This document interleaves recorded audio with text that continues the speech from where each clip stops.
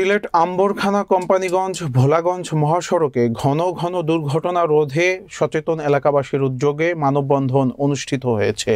গোয়াইনঘাট উপজেলা প্রতিনিধি নুরুল আলমের প্রতিবেদনে দেখুন বিস্তারিত। মঙ্গলবার বিকাল ৫টায় শালুটিকর বাজার সংলগ্ন আম্বরখানা ভোলাগঞ্জ মহাসড়কে এ মানববন্ধন অনুষ্ঠিত হয়। মানববন্ধনে প্রধান অতিথির বক্তব্যে গোয়াইনঘাট উপজেলা পরিষদের সাবেক চেয়ারম্যান আব্দুল হাকিম চৌধুরী বলেন, প্রতিদিন আম্বরখানা ভোলাগঞ্জ মহাসড়কে ঝরছে প্রাণ। খবরের কাগজে ভেসে উঠছে বীভৎস লাশের ছবি। এ সড়কে দুর্ঘটনায় নিহত হওয়ার খবর যেন আমাদের গা সহা হয়ে গেছে। ফলে প্রতিদিন সড়কে প্রাণ ঝরলেও তা আমাদের মনকে আবেগতাড়িত করে না। নিহতের স্বজনদের আত্মচিৎকার আকাশ বাতাস প্রকম্পিত করলেও তা যেন আমাদের বিবেককে নাড়া দিতে পারছে না।